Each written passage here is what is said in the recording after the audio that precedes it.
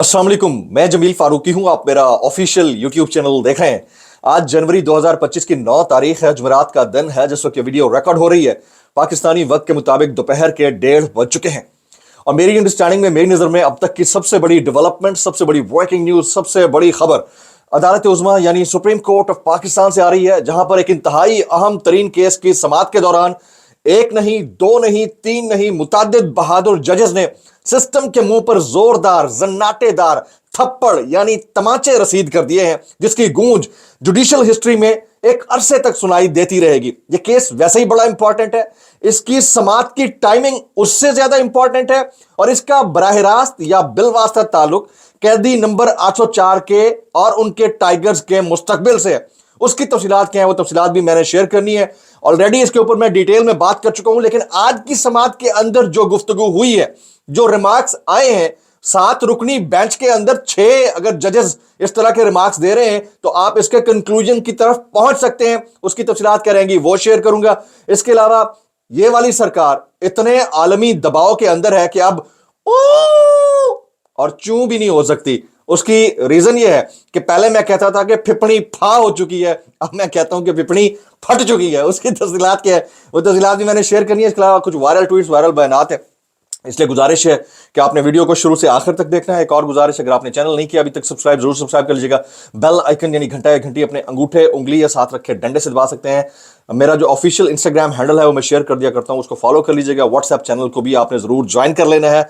Title के नीचे जहां हैशटैग होते हैं, डिस्क्रिप्शन के अंदर लिंक लगा होता है, उसको जाकर ज्वाइन कर लें तो आपका हमारा राब्ता रह सकेगा। इससे पहले कि आज जो समाअत हुई है उसके रिमार्क्स मैं आपके सामने रखूं ताकि आप कंक्लूजन की जानिब पहुंचे, अनाउंसमेंट कर देता हूं। इससे अगला जो व्लॉग है, 2 बड़ी खबरें मैं अमेरिका से लेकर आ रहा हूं। दोनों अभी तक अनकंफर्म्ड हैं। मैं कोशिश कर रहा हूं कि अपने सोर्सेज तक पहुंच के उसकी कंफर्मेशन कर लूं कि असल में वहां से होने क्या लगा है। उसकी तफसीलात मैं शेयर करूंगा, इसलिए गुजारिश ये होगी कि वो वाला व्लॉग वो आपने ज्यादा इन्हमाक से देखना है। अभी तक की जो समाअत हुई है उसका अहवाल सुप्रीम कोर्ट ऑफ पाकिस्तान के अंदर आईनी बेंच के सामने, 7 रुकनी आईनी बेंच के सामने सिविलियंस के फौजी अदालतों के अंदर ट्रायल और सजाओं के ऊपर इंट्रा कोर्ट अपील की समाअत का आज तीसरा दिन है। आज के दिन जो रिमार्क्स आए हैं और दलाइल आए हैं उसकी तफसीलात मैं शेयर करने लगा हूं, फिर अपना कंक्लूजन मैं अपने एंड के ऊपर ओपिनियन के साथ आपके साथ शेयर करूंगा। फौजी अदालतों में सिविलियंस के ट्रायल के फैसले के खिलाफ इंट्रा कोर्ट अपील पर आज समाअत हुई है। वजारत दिफा के वकील ख्वाजा हारिस ने दलाइल दिए। सुप्रीम कोर्ट ने अपने फैसले में, ख्वाजा हारिस साहब के रिमार्क्स हैं, फरमाते हैं सुप्रीम कोर्ट ने अपने फैसले में इमरजेंसी नाफिज करने के आर्टिकल 233 को गैर मौसर कर दिया। आर्टिकल 233 का फौजी अदालतों के केस से कोई ताल्लुक नहीं है, ख्वाजा हारिस ने कहा। फिर कहते हैं आर्टिकल 233 को आर्टिकल 85 की तशरीह दुरुस्त साबित करने के लिए छेड़ा गया, और छेड़छाड़ तो होती ही रहती है हमारे आइन के अंदर, आपको पता ही है। आर्टिकल 233 के तहत सदर इमरजेंसी नाफिज करने के बुनियादी हुकूक मुअत्तल कर सकता है। फिर जस्टिस मोहम्मद अली मजहर यहां पर बोले कि परवेज मुशर्रफ के दौर में भी इमरजेंसी नाफिज की गई थी। इमरजेंसी के दौरान बुनियादी हुकूक पर अदालतों से अमल दरामद नहीं हो सकता। इस नुक्ते पर सुप्रीम कोर्ट के फैसले मौजूद हैं कि अदालत अपना इख्तियार इस्तेमाल करवा सकती है। ये जस्टिस मोहम्मद अली मजहर साहब बोल रहे हैं। अब जस्टिस अमीरुद्दीन खान ने क्या बोला वो आपके सामने रखता हूं। वो कहते हैं बुनियादी हुकूक का अदालतों में दिफा हो सकता है, सिर्फ अमलदारी मुअत्तल होती है। जस्टिस मुसर्रत हिलाली बोली मौजूदा केस में मुल्जिमान को फौजी तहवील में लिया गया तो बुनियादी हुकूक मुअत्तल नहीं थे क्या, क्वेश्चन मार्क। फिर जस्टिस मुसर्रत हिलाली बोली मुल्जिमान को फौजी तहवील में लिया गया तो इमरजेंसी भी नाफिज नहीं थी। सुप्रीम कोर्ट के फैसले में कहा गया है कि अमल दरामद रोकना बुनियादी हुकूक मुअत्तल करने के बराबर है, यह ख्वाजा हारिस ने कहा। अब फौजी अदालतों के केस के अंदर जस्टिस मोहम्मद अली मजहर साहब ने क्या बोला और बाकियों ने क्या बोला वो बताता हूं। फौजी अदालतों के केस में जस्टिस मोहम्मद अली मजहर और जस्टिस जमाल मंदोखेल ने अहम तरीन सवाल उठा दिए हैं। वो सवालात क्या है वो आपके सामने रखता हूं। ऐसा कौन सा एविडेंस है जो इंसदादे दहशतगर्दी अदालत में पेश नहीं हो सकता? बहुत बड़ा क्वेश्चन है कि दुनिया का ऐसा कौन सा एविडेंस है यार जो एंटी टेररिस्ट कोर्ट के अंदर आप पेश नहीं कर सकते, सिर्फ आप फौजी अदालतों के अंदर पेश करेंगे। ये जस्टिस मोहम्मद अली मजहर और जस्टिस जमाल मंदोखेल के रिमार्क्स हैं। आज तो 7 में से 6 जो जजेस थे वो तुन के रखा हुआ था उन्होंने। अच्छा आगे जी, ऐसा कौन सा एविडेंस है जो इंसदादे दहशतगर्दी अदालतों में पेश नहीं हो सकता और फौजी अदालतों के अंदर पेश किया जा सकता है, जबकि एफआईआर तो एक ही होती है। तो फिर आपको कैसे पता चलता है कि कौन सा मुजरिम फौजी अदालतों में ट्रायल करना है और कौन सा इंसदादे दहशतगर्दी अदालतों में? हालांकि इन्हीं मुजरिमान के साथ कुछ लोग ऐसे भी हैं जिनका इस वक्त ट्रायल इंसदादे दहशतगर्दी अदालत में हो रहा है। इन 103 का फौजी अदालतों में ट्रायल क्यों हो रहा है? ये बहुत बड़ा सवाल उठा दिया दो मोअज़्ज़ज़ जजेस ने। वजारत दिफा के वकील ख्वाजा हारिस जवाब देने की कोशिश करते हैं, लेकिन जवाब उनसे बन नहीं पा रहा था। पिपड़ी फा थी, यानी पिपड़ी फट चुकी थी।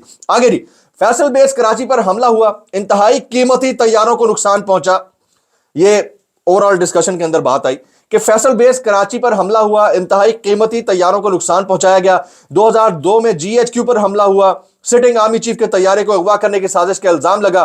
ख्वाजा आसिफ साहब, आप इसमें एक फरीक के वकील भी थे, तो उन तमाम केसेस के ट्रायल ATC में हुए थे। जस्टिस हसन अजहर रिजवी बोले, 9 मई वालों ने ऐसा क्या किया था कि 9 मई का केस इन सबसे बड़ा था जो उनके ट्रायल फौजी अदालतों में हो रहे हैं। जस्टिस नईम अख्तर अफगान के रिमार्क्स हैं। अब आप चेक कीजिए ना कि पूरे का पूरा आईनी बेंच जो है इसके ऊपर बात कर रहा है। तो इसकी टाइमिंग के ऊपर ऑलरेडी मैं आपसे बात कर रहा था, फिर कह देता हूं कि आलमी दबाव पाकिस्तान के ऊपर इंतहाई शदीद था और है। खासतौर पर जो पाकिस्तान का बैलिस्टिक मिसाइल प्रोग्राम, इंसानी हुकूक की खिलाफ वर्जियों के तनाजुर में उसके ऊपर सैंक्शंस का मामला, फिर यूरोपियन यूनियन का इंतबा, फिर अमेरिका और ग्रेट ब्रिटेन का इंतबा, और उसके बाद जो सूरत हाल बन गई, फिर अचानक से जो सजाएं सुनाई गई और फिर उसमें माफियां दे दी गई। तो उसका जो ओवरऑल कंक्लूजन मुझे लगा वो यही था कि इस केस की समाअत की टाइमिंग बड़ी इंपॉर्टेंट है, इस इंट्रा कोर्ट अपील की समाअत की टाइमिंग बड़ी इंपॉर्टेंट है।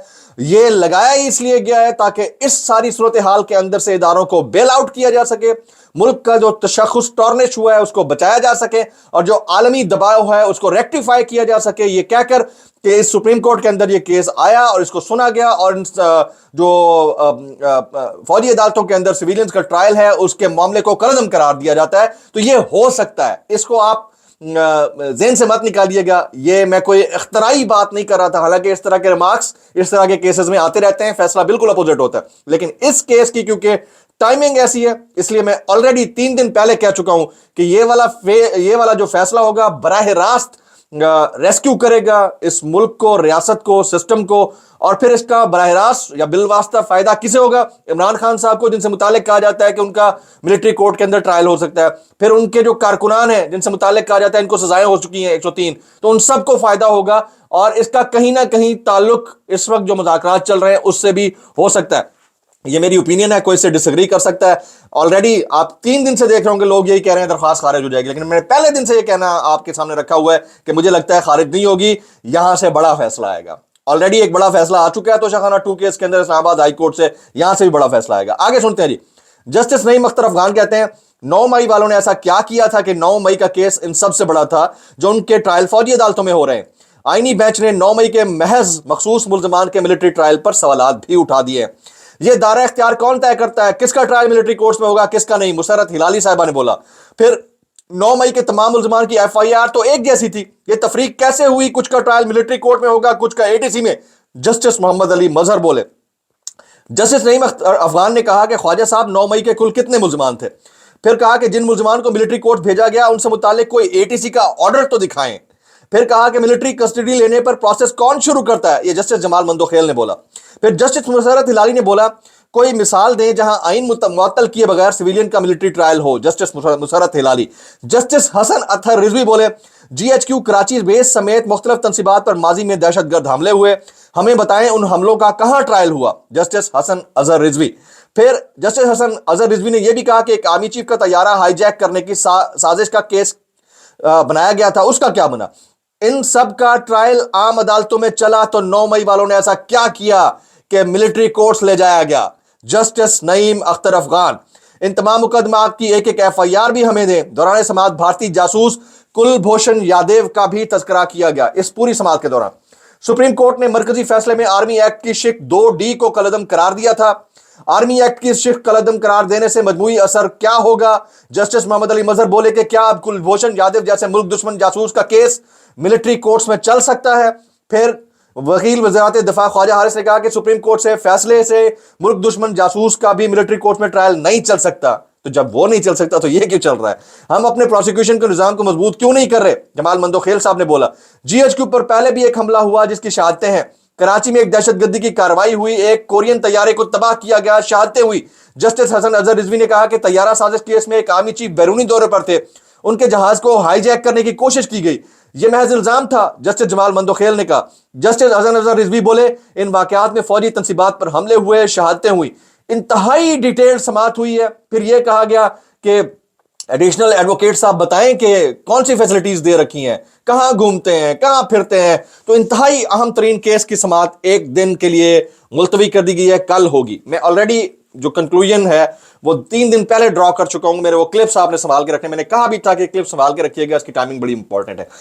4-5 دن پہلے میں نے ایک ٹویٹ بھی کیا تھا کہ بڑی عدالتوں سے خالد صاحب اور ان کے ٹائیگرز کے حق میں فیصلے آئیں گے, چھوٹی عدالتوں سے ہو سکتا ہے خلاف فیصلے آئیں. تو اس وقت جو ٹائمنگ ہے بڑی امپورٹنٹ ہے. اور امریکہ کے اندر کیا ہو رہا ہے, امریکہ سے کیا آ سکتا ہے, آج انتہائی اہم ڈیولپمنٹس متوقع ہیں.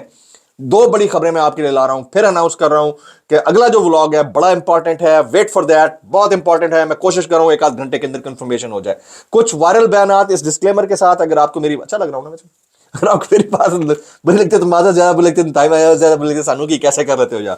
محمد زبیر صاحب کہتے ہیں محسن نقوی شہباز شریف کے انڈر نہیں, شہباز شریف محسن نقوی کے انڈر ہوں گے. یہ کلیئر ہے, کون کس کے انڈر ہے, کون کس کے انڈر ہے مجھے نہیں پتا بھائی, ٹھیک ہے. جو بھی جس کے انڈر ہے اللہ ہی بہتر جانتا ہے, انڈر ہی انڈر ہے اور انڈر ویئر ہے. میں کیا کہہ سکتا ہوں بھائی, کیسے کر لیتے ہو یار. اچھا یہ اب جب منا کی بات سن لیجیے گا, وہ کہتے ہیں آج کی اسٹیبلشمنٹ کا ٹاپ نفرت عمران میں پروان چڑھا ہے. آج کی اسٹیبلشمنٹ کا ٹاپ نفرت عمران میں پروان چڑھا ہے. عمران خان یہ جنگ جیت نہیں سکیں گے, لڑائی چلتی رہی تو ابھی بہت کچھ ہونا باقی ہے. یہ اس طرح کی جو پھپے کٹنی ماسیاں ہوتی ہیں نا, یہ محلوں میں اچھے بھلے چلتے گھر کے اندر طلاقیں کروا دیتی ہیں. اس بندے کو یہ آئیڈیا نہیں ہے کہ شفٹ ہوتے ہوئے دیر نہیں لگتی, اور شفٹ ہوتے ہوئے جب دیر نہیں لگتی ہے نا تو آپ کا کچھ نہیں رہنا. اور اس دفعہ عمران خان صاحب, ان کی party what ever the case it is, جمہوریت پریویل کرتی ہے. تو میں اتنا بتا دوں کہ وہ چاہے جس کو معاف کرنا چاہے معاف کر لیں, لیکن اس طرح کے کرداروں کو اگر معاف کیا گیا تو قوم معاف نہیں کرے گی آپ کو. بہرحال اتنا میں آپ کو بتا دوں. رانا ثناء اللہ صاحب کیا کہتے ہیں, وہ کہتے ہیں جہاں تک عمران خان کی رہائی کے پریشر سے متعلق بات ہے تو وہ صرف پی ٹی آئی کی زبانی کلامی بیانات کا ہی پریشر ہے جو وہ دن رات سوشل میڈیا کے اوپر پروپیگنڈا کرتے رہتے ہیں. اس کے علاوہ تو کوئی اور پریشر نہیں ہے. لیکن مجھے وہی پریشر, اچھا پریشر تو اس وقت فیل ہوتا ہے جب پھپڑی اپنی اصل حالت میں ہو. جب پھپڑی اور پھٹ چکی ہو تو اس کے بعد پھر کیا پریشر اور کیا فیل ہونا ہے. سمجھ رہے نا میری بات کو, کیسے کر لے سفنکٹر مسل ہی نہیں رہے تو کیا پیچھے پھر پریشر کیسے کر لیتے ہو یار. امریکہ سے امپورٹنٹ خبریں آ رہی ہیں, کچھ اور مزید ڈیولپمنٹس بھی ہیں, وہ میں شیئر کروں گا اگلے ولاگ میں, اس کا آپ نے انتظار کرنا ہے. اس تمام معاملے کے اوپر ہمارے دوست کامنٹ کر رہے ہیں, لیکن عمران ریاض, سمیع ابراہیم, صابر شاکر, ڈاکٹر شہباز گل, حامد میرن, مینی ادرز. دعا میں یاد رکھیے گا. السلام علیکم ورحمۃ اللہ وبرکاتہ.